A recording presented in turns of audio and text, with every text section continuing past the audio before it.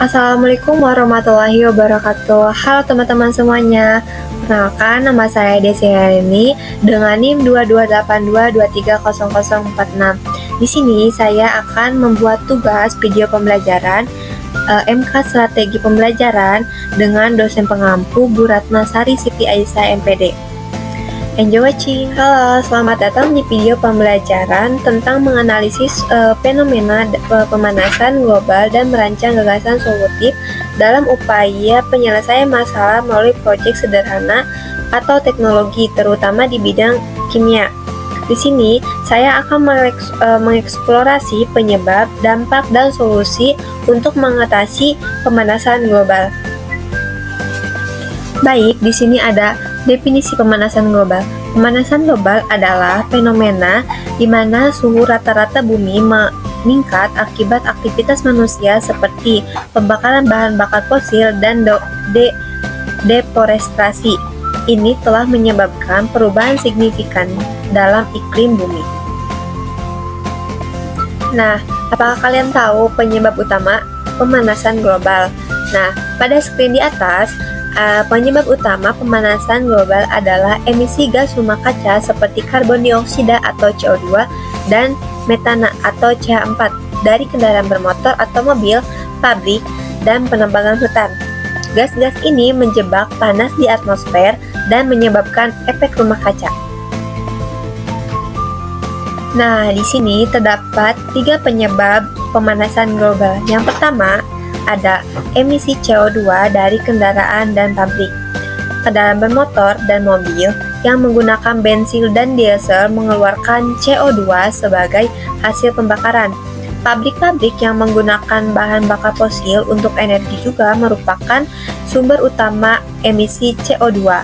Emisi ini meningkat seiring dengan perkembangannya industri dan pertumbuhan populasi. Nah, yang kedua, ada penebangan hutan mengurangi penyerapan CO2. Penebangan hutan mengurangi jumlah pohon yang bisa menyerap CO2. Ketika hutan ditebang atau dibakar, CO2 yang tersimpan dalam kayu dilepaskan ke atmosfer dan meningkatkan konsentrasi gas rumah kaca. Deforestasi juga menghancurkan habitat yang berkontribusi pada hilangnya keanekaragaman hayati. Nah, yang ketiga yaitu sumber lain seperti pertanian dan pengolahan limbah. Selain kendaraan dan pabrik, sektor pertanian juga menyumbang emisi gas rumah kaca metana yang dihasilkan oleh ternak dan penguraian limbah organik merupakan kontributor utama. Pengolahan limbah juga menghasilkan metana dan nitrous oxide yang memiliki potensi pemanasan global yang lebih tinggi daripada CO2. Nah, di sini terdapat 4 dampak pemanasan global. Yang pertama, bisa kalian lihat ya, yaitu perubahan iklim ekstrim seperti badai dan banjir. Nah, pemanasan global menyebabkan perubahan pola cuaca yang ekstrim. Kita bisa melihat lebih banyak kejadian badai besar, banjir, dan kekeringan. Cuaca yang tidak dapat diprediksi ini mengganggu kehidupan manusia dan ekosistem. Misalnya, badai yang lebih kuat dan sering dapat merusak infrastruktur dan menyebabkan kerugian ekonomi yang besar. Nah, yang kedua, ada mencairnya es kutub di kutub menyebabkan kenaikan permukaan laut. Nah, pemanasan global menyebabkan es di kutub ini mencair yang menyebabkan kenaikan permukaan laut. Ini mengancam kota-kota pesisir dan pulau-pulau kecil serta mengakibatkan hilangnya habitat bagi spesies yang hidup di daerah kutub. Selain itu, air laut yang lebih hangat mengembang dan juga berkontribusi pada kenaikan permukaan laut. Nah, yang ketiga, pada cuplikan di bawah, yaitu kerusakan ekosistem dan kepunahan spesies. Pemanasan global juga mengganggu ekosistem. Banyak spesies tidak dapat beradaptasi dengan perubahan suhu yang sangat cepat, yang mengakibat kepunahan terumbu karang yang sensitif terhadap suhu juga mengalami pemutihan dan kematian massal. Hilangnya terumbu karang berarti hilangnya habitat bagi banyak spesies laut. Nah, yang keempat, pada cuplikan di bawah, yaitu dampak pada kesehatan manusia, ketahanan pangan, dan ekonomi. Nah, pemanasan global juga memiliki dampak sosial dan ekonomi. Kesehatan manusia terancam oleh peningkatan suhu dan cuaca ekstrim yang dapat menyebabkan penyakit seperti heat stroke dan malaria. Ketahanan pangan, seperti yang cuplikan di bawah, juga terpengaruh karena perubahan iklim dapat merusak tanaman dan mengurangi hasil pertanian. Dampak ekonomi dari bencana alam yang lebih sering dan intens juga yang sangat signifikan.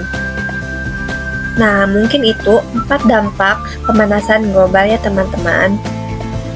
Nah, teman-teman, pada 4 cuplikan di atas membahas tentang apa sih? Nah, pada 4 cuplikan di atas ini membahas tentang solusi pemanasan global pada bidang kimia. Nah, yang pertama itu ada penanaman pohon untuk menyerap CO2. Nah, penanaman pohon adalah salah satu solusi sederhana untuk mengatasi pemanasan global. Pohon menyerap CO2 selama fotosintesis dan membantu mengurangi jumlah gas rumah kaca di atmosfer. Selain itu, hutan memberikan banyak manfaat lainnya seperti menyediakan habitat bagi berbagai spesies dan membantu mengatur siklus air.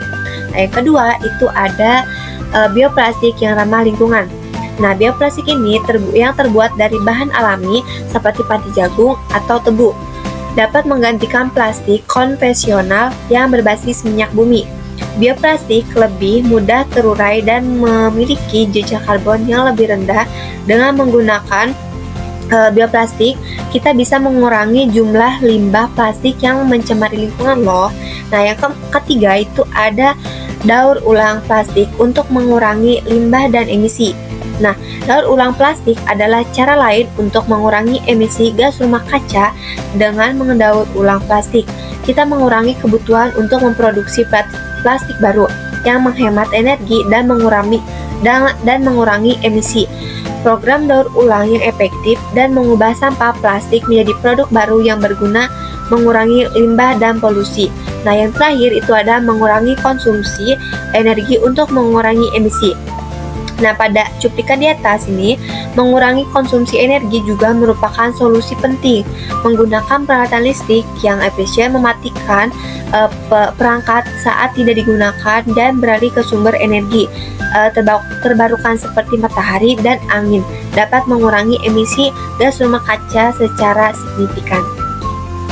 Nah, pada pembahasan kali ini juga saya akan menjelaskan tentang teknologi untuk mengurangi pemanasan global dalam bidang kimia. Nah, yang pertama itu ada katalis efisien. Nah, katalis adalah bahan yang mempercepat reaksi kimia tanpa habis terpakai dalam proses tersebut. Katalis yang lebih efisien dapat mengurangi emisi gas rumah kaca dari proses industri dengan mempercepat reaksi yang lebih bersih dan efisien. Yang kedua itu ada bahan penyerap CO2 untuk menghilangkan gas berbahaya. Nah, contohnya di bawah ya. Bahan penyerap CO2 seperti zeolit, dan karbon aktif dan dapat digunakan untuk menyerap CO2 dari udara atau gas buang. Teknologi ini dapat diaplikasikan di pabrik-pabrik untuk mengurangi emisi langsung.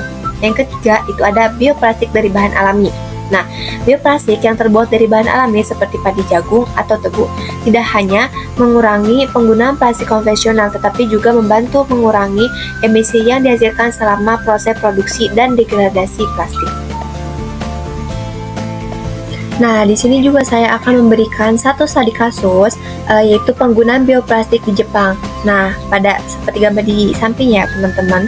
Nah, di Jepang ini penggunaan bioplastik telah berkembang pesat. Banyak perusahaan beralih ke bioplastik untuk kemasan produk mereka yang membantu mengurangi sampah plastik dan emisi CO2. Nah, ini adalah contoh nyata bagaimana teknologi kimia dapat berkontribusi pada penguraian pemanasan global. Nah, di sini saya juga akan memberikan 2 proyek yang dapat kalian ikuti dan kalian terapkan di lingkungan sekitar kalian. Nah, yang pertama itu ada penanaman pohon, yang kedua itu ada program daur ulang plastik. Nah, yang pertama langkah-langkah proyek penanaman pohon. Nah, kalian bisa memulai proyek penanaman pohon di lingkungan sekitar kalian. Langkah pertama adalah memilih lokasi yang cocok dan kemudian memilih jenis pohon yang tepat dan memastikan perawatan yang baik setelah penanaman. Yang kedua itu ada langkah-langkah program daur ulang plastik. Nah, kalian juga bisa membuat program daur ulang plastik di sekolah atau komunitas kalian. Langkah-langkahnya meliputi pengumpulan plastik bekas, memisahkan jenis plastik, dan mengirimkan ke fasilitas daur ulang. Ternyata teman-teman, dua proyek tadi itu terdapat manfaat dan jangka pendek dan panjang loh. Nah, proyek-proyek tadi itu tidak hanya mengurangi emisi gas rumah kaca, tapi juga memperbaiki kualitas lingkungan dan meningkatkan kesadaran masyarakat tentang pentingnya menjaga kelestarian lingkungan. Nah, jadi teman-teman, kesimpulannya, ilmu kimia itu menawarkan banyak sekali solusi untuk mengatasi pemanasan global. Mari mulai sekarang, kita berkontribusi untuk masa depan yang lebih baik. Mungkin itu saja video pembelajaran yang dapat saya sampaikan. Kurang lebihnya mohon maaf. Wabillahi taufiq wal hidayah. Wassalamualaikum warahmatullahi wabarakatuh. Thank you for watching. Bye-bye.